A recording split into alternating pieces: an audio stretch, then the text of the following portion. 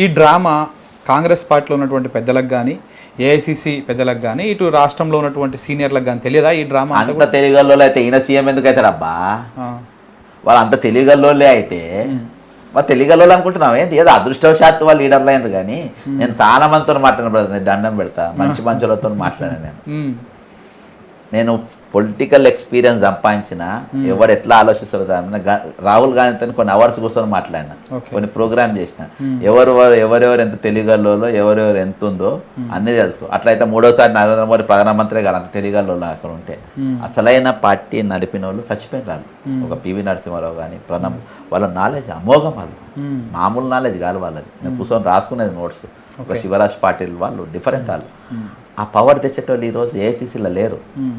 నీకు కేసీ వేణుగోపాల్ అంటే ఏందా ఒక చిల్లర కానీ ముఖ్యమంత్రి చేసినట్టే ఆడెంత చిల్లరగా అయి ఉండాలి. రేవంత్ రెడ్డి బ్రదర్, నేను KC Venugopal youth Congress president కేరళకు, Telangana youth Congress president P Sudhakar Reddy, అప్పుడు బక్క జెడ్సన్ అంటే స్టేట్ యూత్ కాంగ్రెస్ కార్యదర్శి, ప్రచార కార్యదర్శి. కాబట్టి నాకు ఎవరు ఏందో ఎవరు ఎక్కడికెళ్ళో చూసిన. స్టార్ వార్ లీడర్ ఎవరంటే మనిందర్ సింగ్ బిట్ట కనబడుతుంది. అయ్యాల వాళ్ళు ఎలగొట్టిండ్రు. స్టార్ వార్స్ జనంలో బలం ఉన్న ఒక కుట్ర ప్రకారం చేసి ఈరోజు పార్టీకి వెళ్ళిపోయేటట్టుగా చేసి గులాబ్ నబీ ఆజాద్ ఎలగొట్టిండ్రు. అట్లా ఈ విధంగా అసలు పెట్టరు. ఇలా తెలివి తక్కువలు కాబట్టే ఇటువంటి దొంగలు జైళ్ళల్లో పోయిన వాళ్ళు, దొంగ కేసులో ఉన్నోళ్ళు ముఖ్యమంత్రులు అయినరు. ఒక party Congress party Congress party సిద్ధాంతం ప్రకారం బ్రదర్, రేవంత్ రెడ్డి అంటే ఎట్టి పరిస్థితుల్లో ముఖ్యమంత్రి కావద్దు. నిజంగా నువ్వు రేవంత్ రెడ్డి ముఖ్యమంత్రి రావాలంటే బంగారు లక్ష్మణ్ బుద్ధిమంతులను ఒప్పుకో. బంగారు లక్ష్మణ్ ఏమన్నా రెడ్ హ్యాండ్గా మన దగ్గర పోయి ఈ పైసలన్నీ నువ్వు లంచం ఆయన అడిగి తీసుకున్నాడా? ట్రాప్ చేయడానికి ఆయన ఆఫీస్కి పోయి ఇచ్చిండ్రు.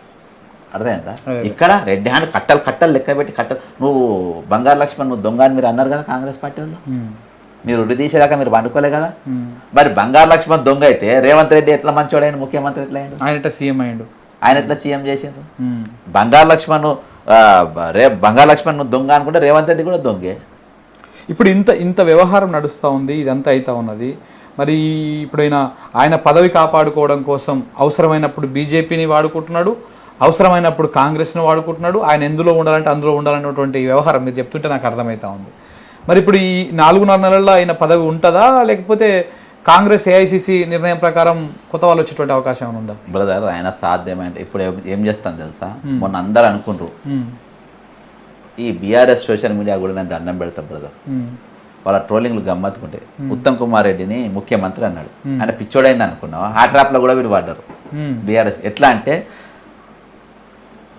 ఆయన కావాలనే అన్నాడు, అబ్బా నువ్వు యాస్పిరెంట్, నువ్వు ముఖ్యమంత్రి, శ్రీధర్బాబు నువ్వు యాస్పిరెంట్, చెవులో పోయి ఉత్తర చెప్పినా కానీ నువ్వే సీఎం, అదేందా బట్టికి నువ్వే సీఎం, పొంగులేటికి నువ్వే సీఎం, అర్థమైందా? అందరి చెవులలో ఊది ఎవరి వాళ్ళకు కూర్తుండు.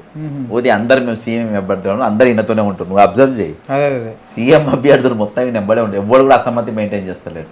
ఇవాళ ఎప్పుడైతే కుర్చీ బిక్తానో అప్పుడు 4 ముక్కలు చేశాను. పుసుక్కున ఇంట్లో శ్రీధర్బాబు ముఖ్యమంత్రి అభ్యర్థిగా ప్రకటించింది అనుకో, తక్కిన వాళ్ళందరూ వ్యతిరేకిస్తారు. రేవంత్ రెడ్డి ఉండని అంతగానం కాకుండా ఆయన మాత్రం వద్దంటారు. అచ్చా, వీళ్ళకి పంచాయతీ పెట్టేసి నువ్వే సీఎం అందరికి చెప్పేసి ఈయననే సీఎం గా కొనసాగారు. పెద్ద లోమిడి అంటే నక్క, రజకుల నక్క వేషం వేసుకో. ఈ నక్కను గుర్తించిన వరకు వాళ్ళు అట్నే ఉంటారు.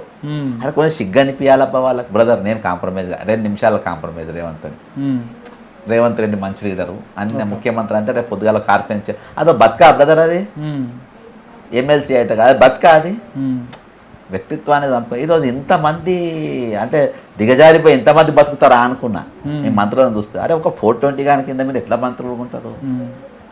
నాకు పిటి అనిపిస్తుంది ఈరోజు.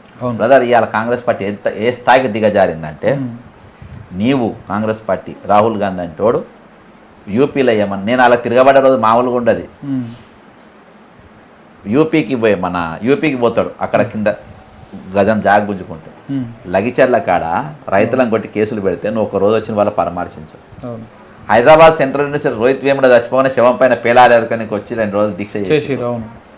హైదరాబాద్ సెంట్రల్ యూనివర్సిటీలో హెచ్సియు కోసం భూములు కాపాడుకొని బిడ్డలు కొట్లాడుతుంటే వాళ్ళని లాఠీ చార్జ్ చేసి జైల్లో పెడితే ఒక రోజు మీరు రారు మాట్లాడారు. అర్థమైందా? ఈరోజు తోడేలు పాలు చేసిన తెలంగాణను, తోడేలు పాలు చేసిన కాంగ్రెస్ పార్టీని, తోడేలు పాలు చేసిన కాంగ్రెస్ పార్టీ కార్యకర్తలను కాబట్టి ఇన్ని విధాలుగా ఈరోజు మేనేజ్మెంట్ ఎంత దిగజారిపోలేకపోతే పైనకి వెళ్ళి అంత తెలివి తక్కువ అంటే తెలివి తక్కువ కాకుండా తెలియగలవు లైవ్లో నువ్వు హైదరాబాద్ భారతదేశంలో ఉన్న యూనివర్సిటీల గురించి అన్నిటి గురించి మాట్లాడతావు హైదరాబాద్ సెంట్రల్ యూనివర్సిటీ భూములు గుంజుకొని అమ్ముకుంటా నేను కనబడతలేవా ఇక్కడ ఉద్యోగపతిల గురించి నువ్వు మాట్లాడవా ఉద్యోగపతి అంటే బిజినెస్ మ్యాన్ల గురించి వేరే రాష్ట్రాల్లో పోయి మాట్లాడుతారు మిస్టర్ రాహుల్ గాంధీ ఇక్కడికి వచ్చి మాట్లాడా ఉద్యోగపతిలకు భూములు గుంజి అమ్ముకుంటా ఉంటే బ్యాంకులో కుదబెడతా ఉంటే మన రోజు నిలబడే రోజు బ్రదర్ బట్టలు ఉసిపోతాయి వాళ్ళు ఎంత అవులేగాన్లు ఎంత దివానాగాన్లు అయితే ఈ ట్రాప్ ఇవన్నీ ట్రాపులు పెడతారు